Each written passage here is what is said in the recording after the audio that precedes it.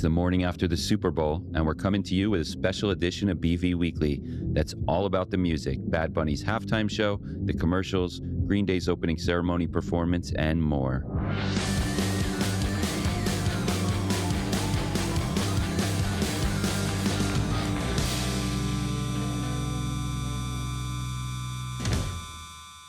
So did you watch the Super Bowl yesterday? I sure did.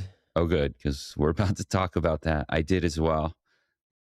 I want to give some disclaimers quickly. Andrew, by the way, this is Dave. I don't care about football at all, but always watch the Super Bowl. It's not, I mean, it could be because I'm at a Super Bowl party or with family or whatever, but, or I watch it for the commercials and, of course, the halftime show. And despite editing your Bad Bunny articles and reviews for years, I don't really listen to Bad Bunny, but also I have been listening to Bad Bunny over the past week more than I ever have all of a sudden. So I guess success to Bad Bunny, or success to any artist that chooses to do the halftime show. And win the Grammy for Album of the Year a week earlier. True, but that didn't do it for me. I'm never like, this artist just won Album of the Year at the Grammys. That means I should listen to it. That's not a thing for me ever. I think we've come to our own conclusions about what albums we like way before the Grammys. And it's different with mainstream movie things, right? Like if a movie wins an Oscar, I want to see it. But if and just to stop you for a second, like, I know you're talking personally about yourself, but the person who is about music, like you and I both are about movies, is probably having this like, oh wait, like I haven't heard this Bad Bunny album that won Album of the Year, and then I'm going to see him perform in 6 days.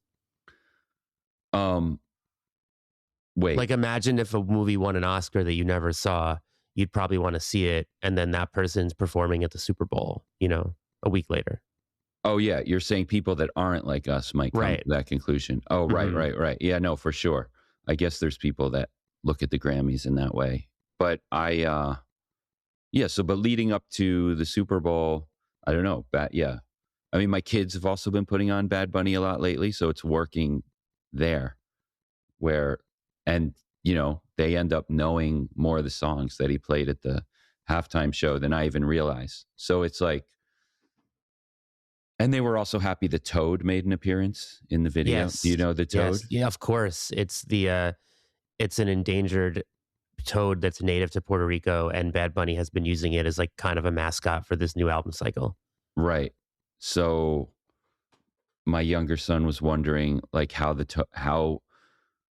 he said, how is Bad Bunny going to perform the halftime show? Like he was trying to imagine basically how the Toad happens on stage. And so you probably have some insight into this. He said that Kendrick successfully recreated the video, but he wasn't sure how Bad Bunny was going to do that. I will say I'm just not what? Maybe the car? I don't know. Oh yeah. Well, Kendrick, I assume the car is part of it. I'm like not a video person. Biggest music video person. Yeah. In the post MTV era. So maybe not the best person to ask. Well, anyway, the Toad did make an appearance on a video screen. The Toad made an appearance, yes. Well, not heavily featured though. But so before we talk more about Bad Bunny, last week you suggested that the Grammy-winning Turnstile could be a new chapter in Dan Ozzi's book Sellout, and you didn't mean this in a negative way, which I haven't read yet, but I know the book traces the journey of like beloved punk bands who controversially at the time signed major label contracts like Green Day, correct? Green Day is chapter 1. Yeah.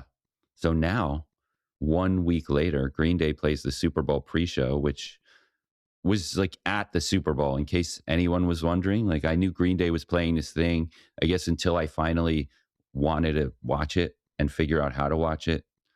It wasn't until then that I fully realized that like Green Day was on the field at the actual Super Bowl. And that's not a given, because when Lady Gaga did it, she wasn't at the stadium. Right. So this was, if you went to the Super Bowl this year, you got to see Green Day and Bad Bunny live, not to mention Brandi Carlile, who did what's the name of that song? America the Beautiful. Yeah, that one. And Uh, and I mean, just for completism's sake, Charlie Puth sang the national anthem and Coco Jones sang "Lift Every Voice and Sing." But yeah, I was impressed. I didn't know what the Green Day opening ceremony was going to be because again, like I actually assumed it wasn't going to be on the field. Maybe that was known and I just didn't know that, but I didn't realize. And it was cool because I mean, at this point, Green Day are actually no stranger to playing stadiums. So it just kind of felt like a Green Day show. You do have to wonder if the people in the audience on the ground are like instructed to act a certain way because it's their yeah. excitement seemed like it was acting. I Yeah, but don't you know, also like have to wonder how they get those people. And right, that too. Like, do you for any TV show, this is always, they have that like audience, right? And that they right. quickly put in front of the stage. But you know what bothers me about those audiences in modern day or whatever? Like even that, even at the Super Bowl, people that got to be on the field watching Green Day's like televised fake performance, whatever it is, they're holding up their phones. I'm like, shouldn't there be like I just, not to A be no like phones rule anti-phone for guy. that. I Yeah. know. No.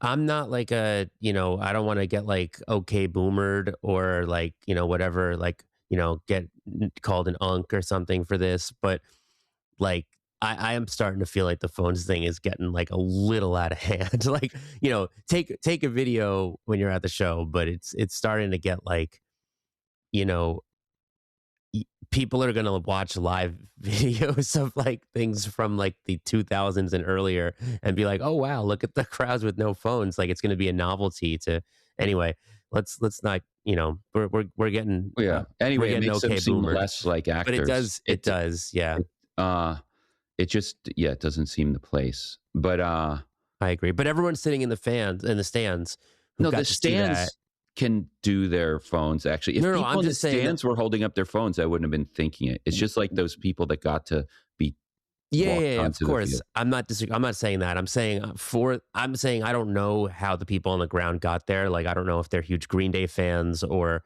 if they're like whatever, but like for the people who just came to Huge see. donors, Yeah, friends exactly. of the owner. Right. But I feel like I mean, granted, maybe even being at the Super Bowl, you're probably somehow VIP. But Yeah.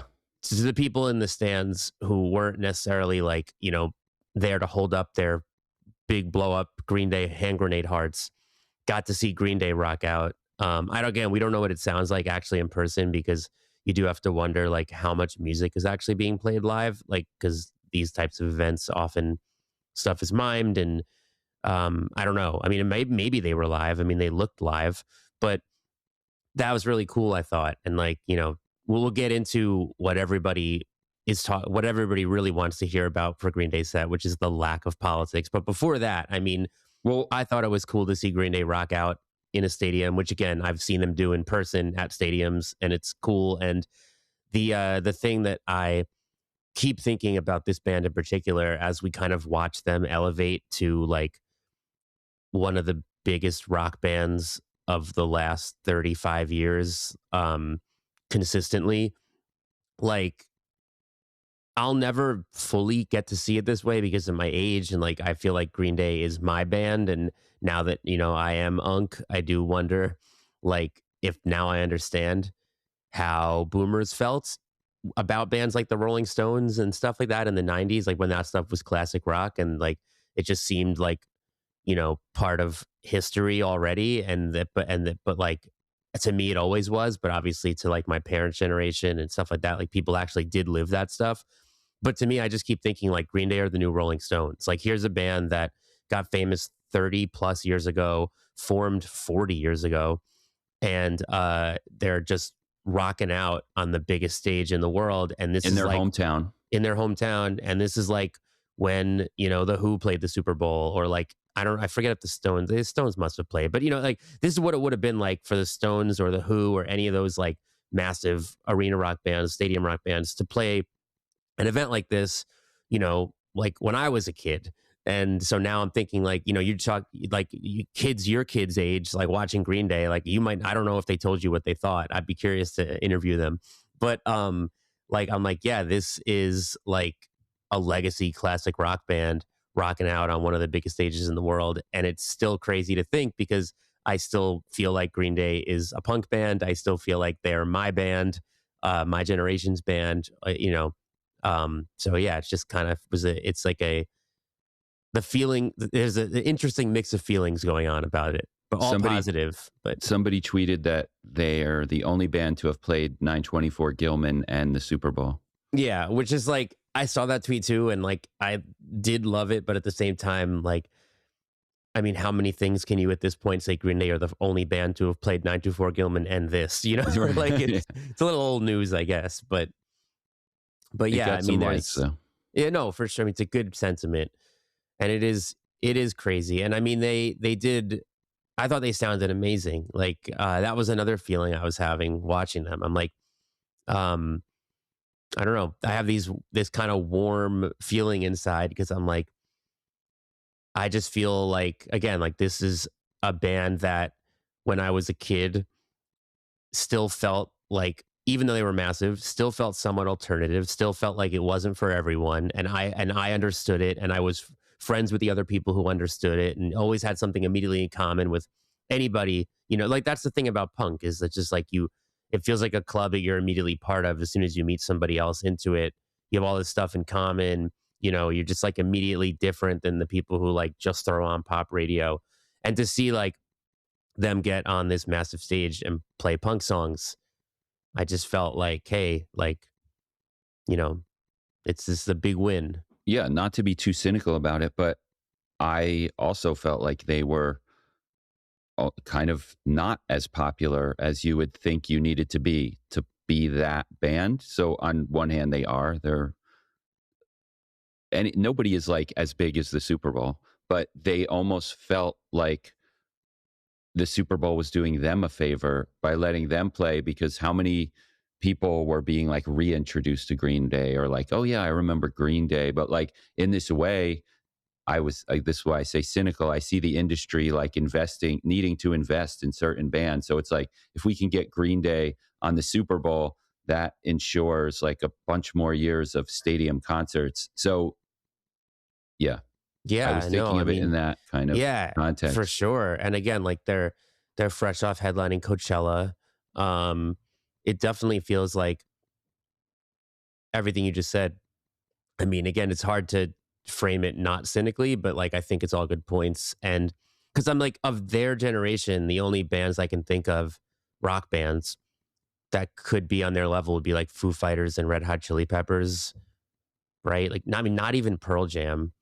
I can't think of anybody else. And it's like, it even feels like the Chili Peppers are like, I mean, they're older in general, but it feels like they kind of had this moment before. You know, they have played the Super Bowl.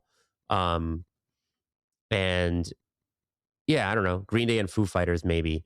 But it just feels kind of like interesting to see. It feels to me like the past few years that Green Day have been kind of like elevating a little bit, like really making the case. This is why like I keep thinking about the Stones comparison. I just keep feeling like they're just making the case of like, we're like the Stones of our generation. Not that they're like going for that in particular. But I just think of the Stones as like, when I was growing up, they were the most actively touring classic rock band. So it's like, not only is this legacy and history, but like, you know, their like 91 live album Flashpoint, I think it's 91, right? Was like a big deal, you know, like they were like, seeing the Stones live in the 90s was a big deal. Seeing Green Day live now is a big deal. So it just feels like they're I mean, Metallica is maybe a good comparison too, where I've like been you waiting make up to bring them up. You make up for like the lack of great new records, with all due respect, by just being touring workhorses and having like one of the best live shows. And I think the Stones kind of like maybe wrote the blueprint for that, right? They were probably the first band to be like, you may not be listening to, what is that album from the 90s with like the animal on the cover, you know, whatever, but you're definitely seeing us live, you know, like, and so I think, yeah, but I think Green Day have been kind of entering that echelon, and I think they're fully there. And this is probably like, Coachella felt like the cherry on top, but now there's this. So this is the cherry on top. Maybe there's a new cherry to come, but. Right. And I think you brought up Metallica. I was thinking about that too, because Metallica and Green Day and the Super Bowl all in San Francisco. And so there was like a lot of rumors that Metallica might be the Super Bowl halftime band. I know you said on a previous episode you never took those rumors seriously, and it ended up being Bad Bunny. But Metallica also could have been booked to be this opening band in their hometown on this. Yeah. So they didn't get that. But I could see Metallica being that another year, even if it's not in their hometown. The Patriots walked out to Ozzy, right? Yes, after being introduced by Bon Jovi. Right. So it's like, and I already think of like Enter Sandman as like a sports song because of, is it Mariano Rivera? I think, was that his walkout song? It's right. It's a Yankee for sure. Yeah. So I feel like, you know, Enter Sandman, like Green Day played a medley of 3 American Idiot songs. If Metallica had that slot and just did like Enter Sandman, Master of Puppets, and what else would it be? Whatever, you know, one other song. Like it would be just, everybody would know it. It would be like, it would get you pumped for a sports event. It would, you know, it wouldn't feel, I don't think there's another thrash metal band that could have that role. And this is like beyond obvious, but yeah, they would be perfect. They'd be perfect for it. And I still hope that, like, you know, I think there's more likely we get a Metallica opening ceremony than a halftime show, but who knows? Maybe one day. Right. And you know what? If Metallica did play the opening pre-show, nobody would have been wondering why they didn't do something political. Yes, I was about to say let's make that transition. So I never actually finished what I was opening with, which was going back to the Dan Ozzie sellout book conversation, because what I was going to say is, what, you know, now 1 week after pointing out that Turnstile could be a new chapter in that book, lovingly, that and Green Day are in that book. Now Green Day do the Super Bowl halftime show, pre-show, biggest possible mainstream thing they can do. People expected them to, quote, not sell out and do their usual politics. Are you accusing Green Day of selling out? They, you know, a lot of people on Twitter are right now. That's hilarious that even this far in Green Day's career, they can again be accused of selling out. And the basis for this accusation is that they didn't do their usual like MAGA whatever diss in American Idiot song. Right. Let's just, so like, you know, when Green Day got booked, everybody's thinking, okay, between Green Day and Bad Bunny, like we're getting a double dose of politics from music at the Super Bowl. It's like a given because we know Green Day speaks out all the time. We know they changed lyrics in songs to be, first of all, American Idiot was already about the Bush administration. So like when people get worked up, like how could they change it to I'm not part of the MAGA agenda? Like it was already about that. That's a whole nother narrative going on. People are saying just because they played those songs, that was political in itself. I didn't even hear that. That's funny. But so like with Green Day, basically like we're thinking, okay, they could go above and beyond and really make a statement. They did the exact opposite by not even doing the things they usually do. Like, again, you said like usually they change the lyric in American Idiot too. I'm not part of the MAGA agenda. And they've done it on national television. They did it on New Year's Eve, and that was a whole stir. They didn't even sing that line. When they did Holiday, there's like the part where they're like, the representative of blah, blah, blah has the floor, and they'll like change it to be something topical. Didn't do that line. They cut every part of every song that would normally be like, for their standards, like harmless political state, like barely anything. And so my only guess is that they were absolutely instructed to do that. There's like, I can't see any other possibility. They just spoke out about ICE like 2 days ago. I don't see any other scenario where they were like, oh, let's just like omit all the stuff we always do. They had to have been told, like, if you want this slot and you don't want to be like fined millions of dollars or something, play your songs without those lines. Yeah, but if you're, quote, not selling out or not, quote, selling out, aren't you supposed to turn down that slot when you have those instructions? Well, who's saying they're not selling out? Wait, like you're giving them too much credit. Okay, yeah. All right, that's all. I'm just saying you can't like disagree with the with those. I mean, the one thing I will say, even though I like to, you know, just to, like I've said, I have all these warm fuzzy feelings about Green Day bringing punk rock to such a big stage. But I will counteract that by also saying, to go back to the Stones comparison, I do think Green Day operate like a classic rock band more than like a punk band a lot of the time. Like they'll always have punk in their DNA, but they are almost better at being a stadium rock band than being like a what you think of as a punk band. So I don't even think that like holding on, like, yeah, I mean, Fugazi would turn it down without even being, they would never even get the, whatever. But like, I don't think that Green Day are, that the punk ideals are so strong for them anymore that I can understand why they might have just kind of been like, um, if this is what you're telling us to do and these are the consequences, works for us, we'll take the opportunity to, play our music for this many people. Yeah, totally. And so continuing, I will finally get to the end of the sellout book point, which is the same day that Green Day do this Super Bowl thing, Turnstile, they do get worked into the end of this story. We're not in a Super Bowl commercial, but they are in a commercial that's been showing up in the Winter Olympics for Google. I haven't actually seen it. I went to search for it. I couldn't find it. While searching for it, I saw they're in a second new commercial right now for a video game. But the video game thing feels less controversial. And they've already been in a Taco Bell commercial. But anyway, have you seen this Turnstile Google commercial? I haven't seen it. I've been trying to peek at the Winter Olympics, but I haven't seen it.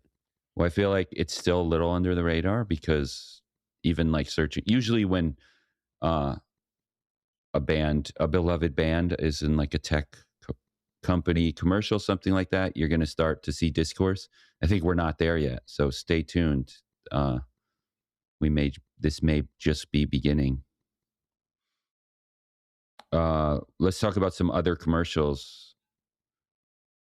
I think controversially, maybe the most controversial one, LCD Sound System showed up in a Starlink commercial, which is Elon Musk's satellite internet service company. That I did not actually see that one air, but it's allegedly was a Super Bowl commercial. Elon Musk tweeted it on Elon Musk's X. And so I think some people are definitely mad about that. Sleigh Bells deep cut appeared in a weight loss drug commercial, not Sleigh Bells themselves, their song, starring Serena Williams. I will say I'm disappointed in that Neil Diamond commercial where Andy Samberg was playing Neil Diamond and he changed the words to Sweet Caroline to be about sandwiches for a mayonnaise commercial. I told somebody else this. Why are you disappointed? Because that's such a beloved song, and it's already silly. Everything about Neil Diamond is kind of silly, but then to just like, there's the fear when you see new words to a beloved song that becomes almost like more known. Like, are people going to be able to separate Sweet Caroline from saying like sweet sandwich, whatever that change the words to? So I don't know. That song. I feel like that song is such like it's one of those songs, like, like what's that commercial? I forget what it is now, but they changed the words to Your Love by The Outfield. Which if you're like, don't know by name because nobody does, it's the one that's like, I don't want to lose your love. Right. But like, I just feel like you see that stuff all the time now. I don't know. It doesn't really faze me. Okay. But well, yeah. I mean, I did say this already to somebody else, and they were like, "That's where you draw the line with Neil Diamond." But yeah, like I haven't even seen the new movie, which is also like a kind of cheap slop movie about Neil Diamond. Which I don't know if the Andy Samberg commercial is supposed to like be a spin-off of that or what. It's happening at the same time, but anyway, maybe worse than tarnishing Sweet Caroline's legacy is the indirect connection to indirect connection to Joanna Newsom there. But I guess it's long been known that Joanna Newsom's husband is not a very serious person. So I have That's also nothing. old I have news. no bad things to say about Andy No, Samberg. I like Andy Samberg.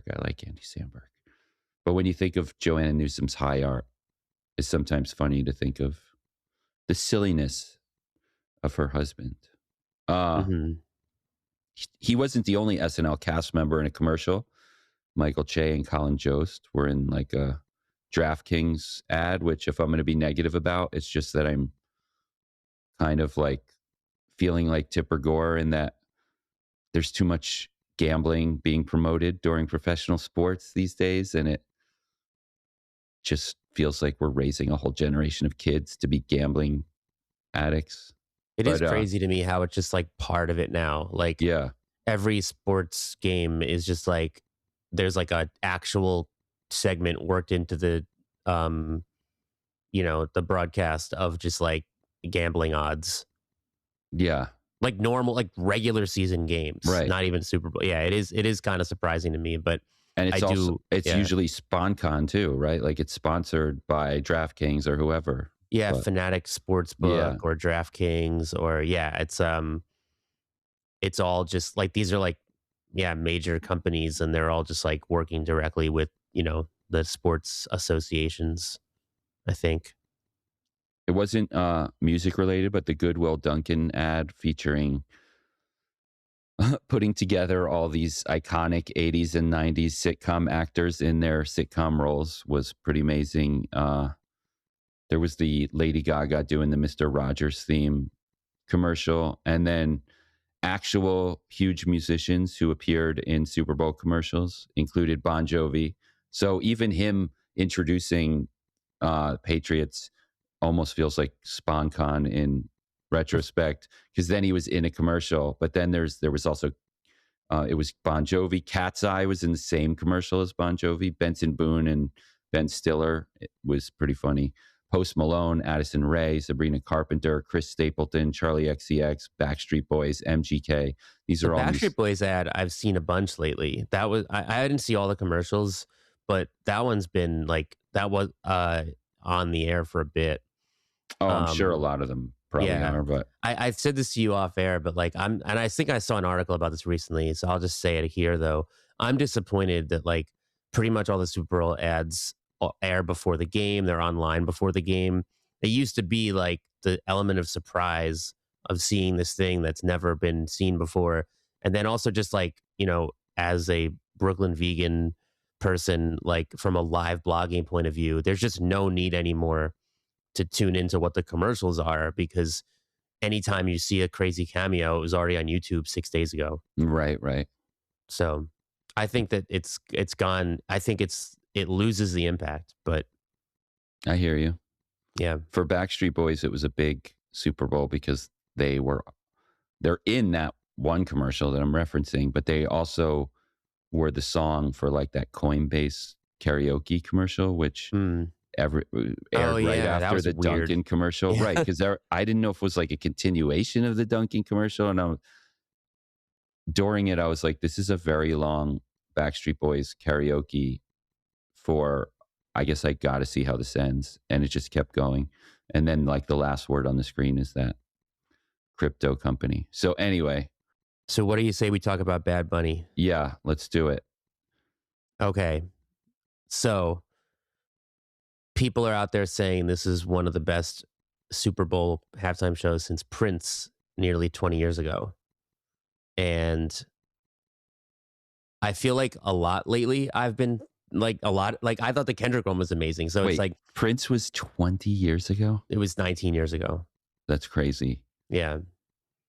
Anyway, go on. But I think there's been a lot of good ones. And it's with the recency bias, it's so easy to be like, but regardless, I will say I thought this was really an awesome Super Bowl halftime show. Like it just felt like the kind of to me, it felt like the kind of halftime show that nobody could watch and not be immensely entertained by.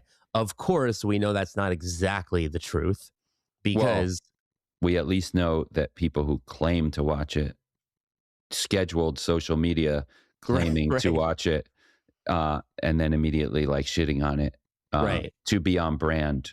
But yes, go ahead. Yeah. So, a week after Bad Bunny made history by having the first Spanish language album to win Album of the Year at the Grammys, he made history again by putting on the first all Spanish Super Bowl halftime show.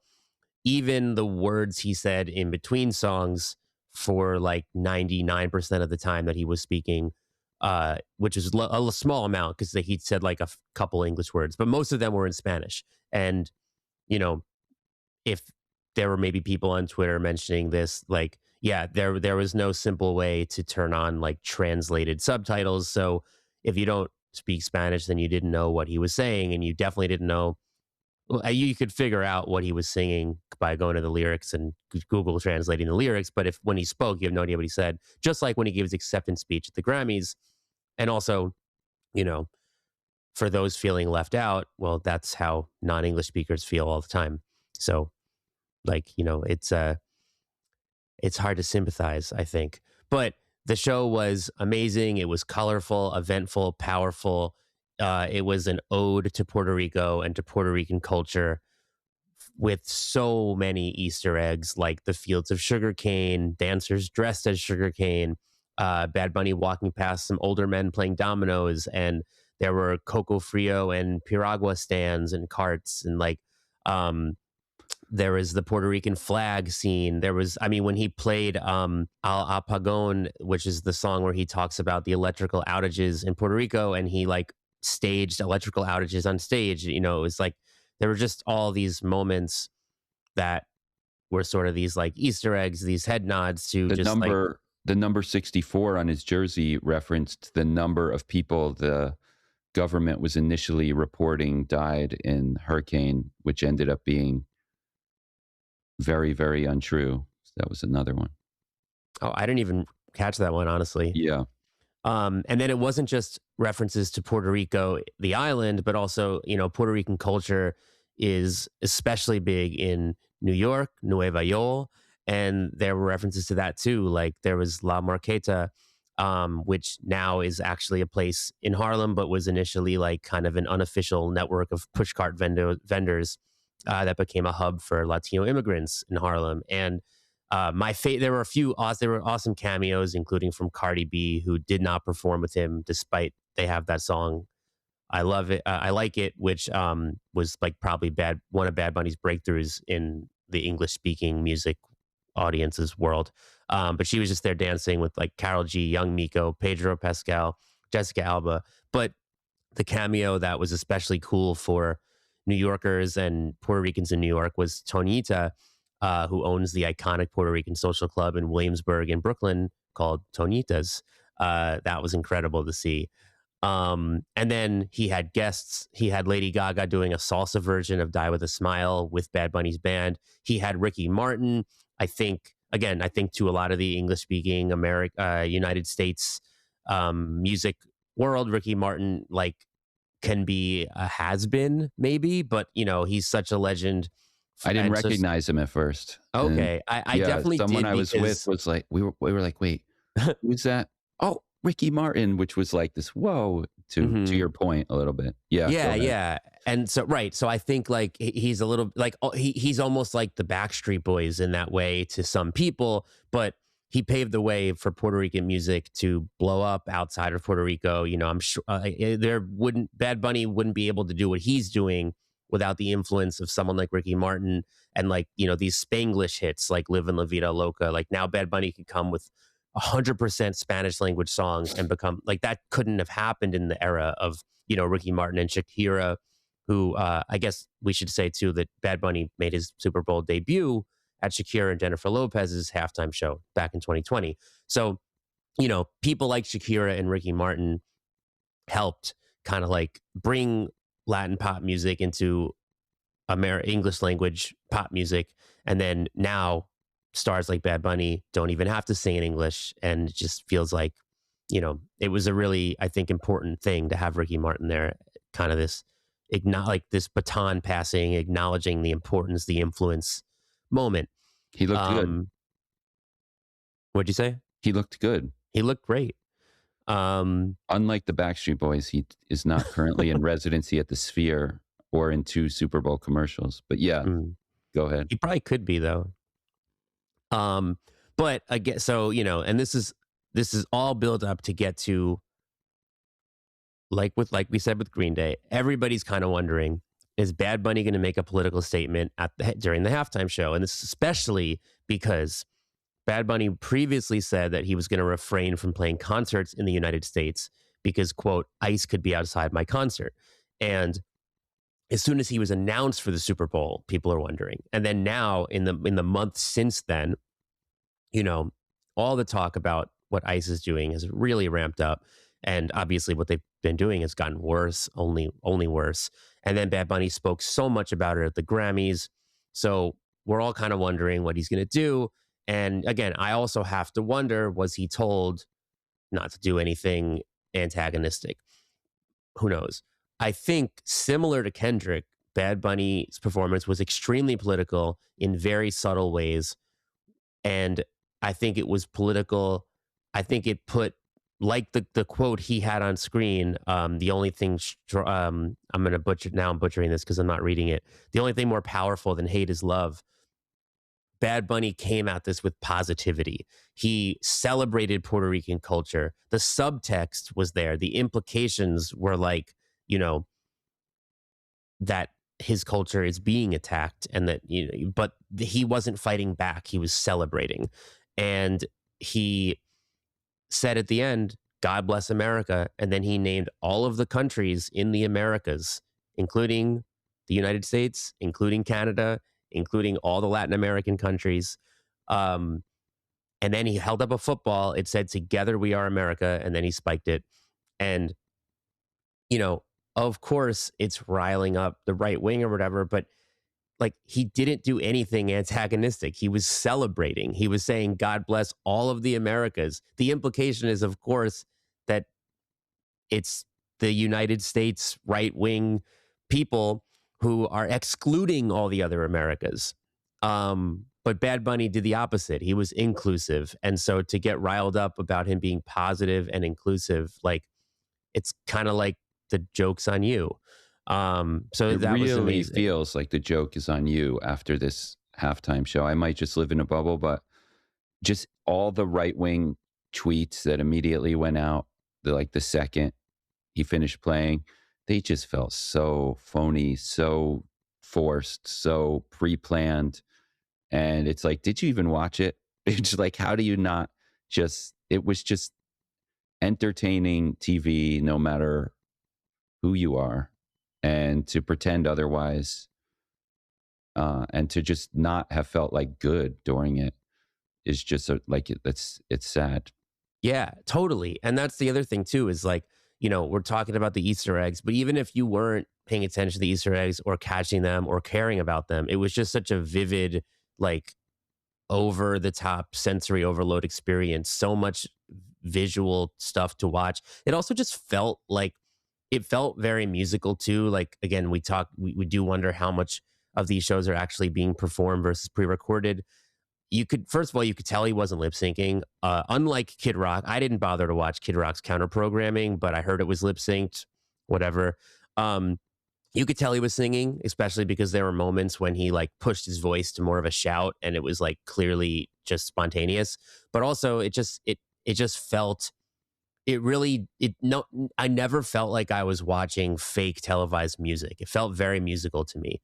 And, there's so much dancing, which of course, dancing is a massive part of Puerto Rican culture. I mean, salsa music, the dancing and the music go hand in hand. And, if you go to a salsa club in Puerto Rico, everybody's salsa dancing, all ages, with each other. It's just, it's like, it's just so part of it. So there, it just felt very real and authentic, and so much great stuff to watch. And then we haven't even really talked about the music at all, which was amazing. And, I mean, I think there have, of course, been people since the announcement saying like, oh, is Bad Bunny even popular enough for this? Who even knows him? He does, especially because he doesn't sing in English. And then, of course, there's everyone pointing out that he was the most streamed artist globally for years and all this stuff.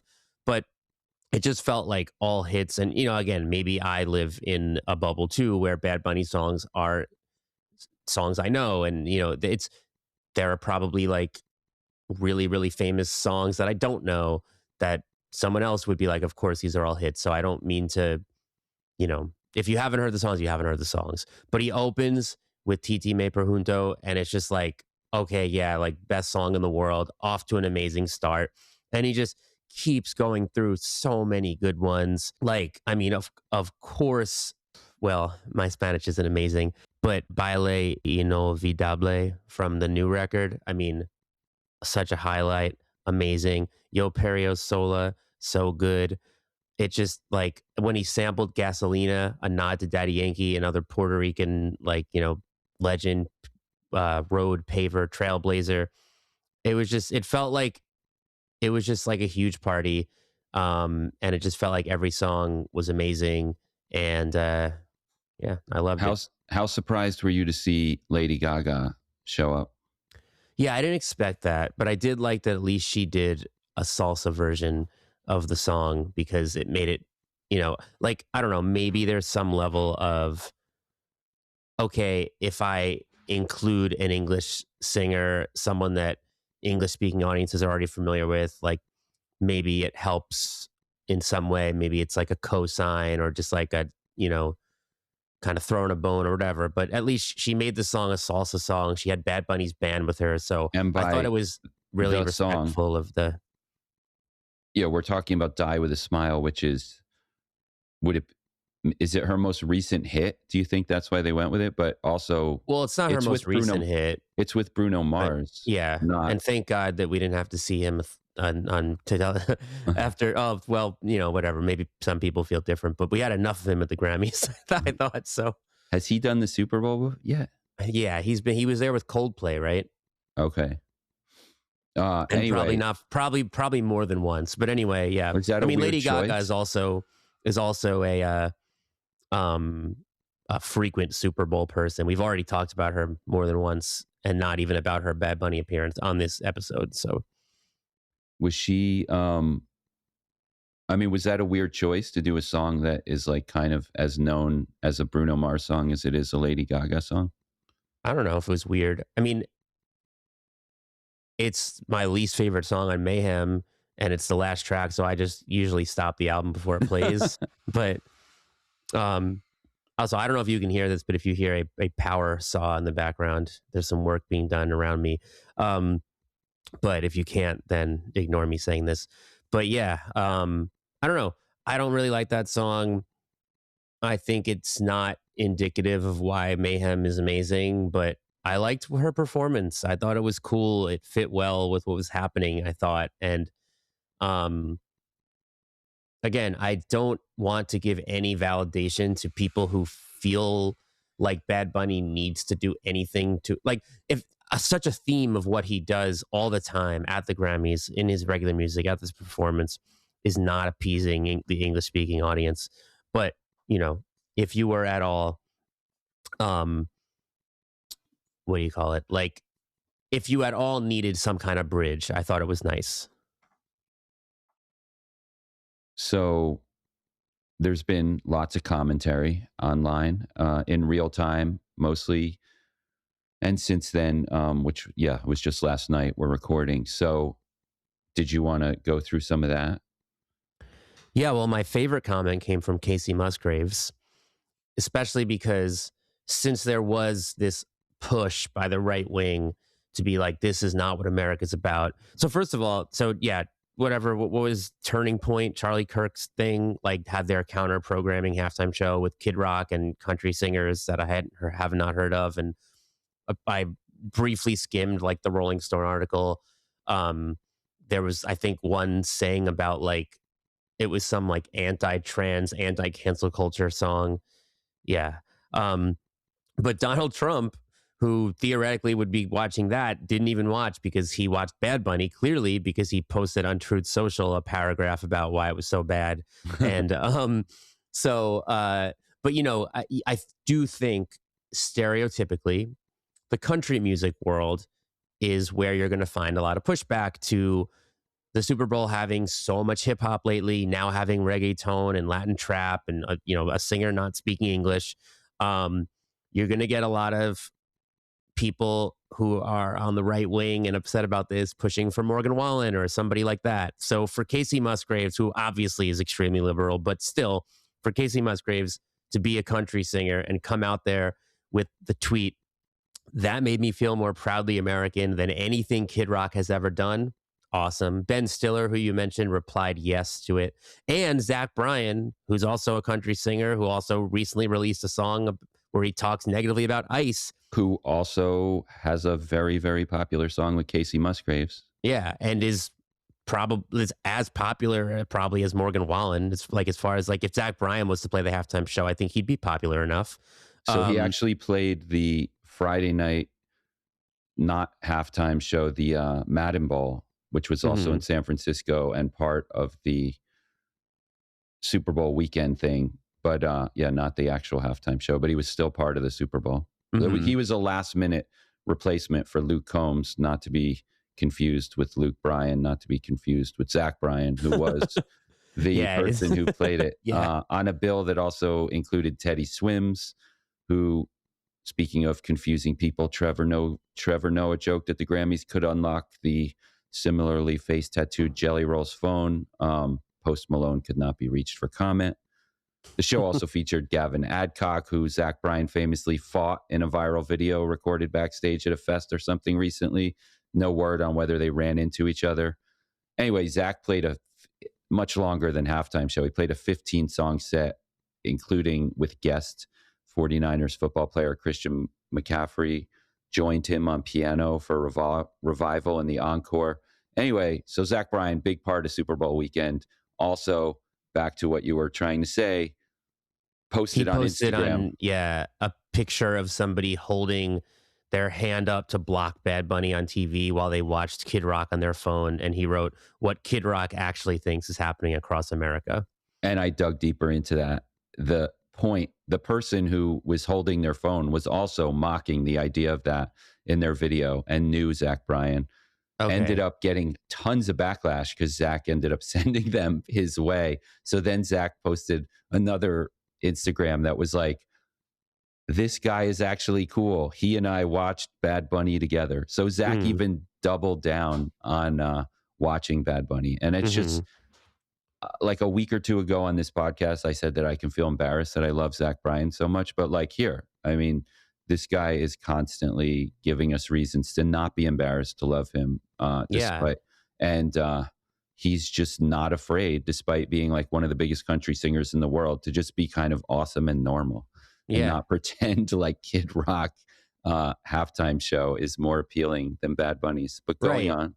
And I mean, you know, Kid Rock owns the bar in Nashville that Morgan Wallen got kicked out of. Like, you would wonder if people in the country music world would feel pressure to be on Kid Rock's good side for like financial and career reasons and stuff. So it is cool to see. And then it's funny because like just going full circle back to like punks and selling out, like, you know, the idea of having a counter programming halftime show to distract people from like the real thing, like it doesn't even, it feels the opposite of cool. Like, you know, like it makes me feel like even like the people in our world would be like, oh, I'm not like watching the mainstream Super Bowl. I'm like, you actually like, other than the political aspect, are just as lame as this Kid Rock thing. Like just right wing, left wing, whatever it is, just watch the thing that we're all watching. You know, like it's like we all, like you said, you're not a big football fan, but you always watch Super Bowl. It's like, yeah, like, and I always watch the Macy's Thanksgiving parade. You know what I mean? Like just be normal. So my favorite reaction, no, I said my favorite was Kacey Musgraves. The funniest reaction from a musician, and I will leave you with this because I think I have nothing left after this. It's John Mellencamp saying, I don't know what Bad Bunny is saying. However, I do know he is standing up for Puerto Rico, and I am standing up for him. His halftime show was great. This has been a Super Bowl halftime show special edition of Brooklyn Vegan's weekly podcast, BV Weekly. Please subscribe and like and all that, and we'll talk to you Friday. Thanks for tuning in. Dave and I will be back every Friday morning with new episodes of BV Weekly. And in between the episodes, you can always get much more from us at BrooklynVegan.com, on all of our social media, including Facebook, Twitter, Instagram, TikTok. You can pick up records from us at shop.brooklynvegan.com. And if you like what you hear, tell your friends about us, subscribe to the show, give us a good rating. All that little stuff goes a really long way. It really helps us a lot, and we really appreciate it. So until then, thank you again, and see you next time.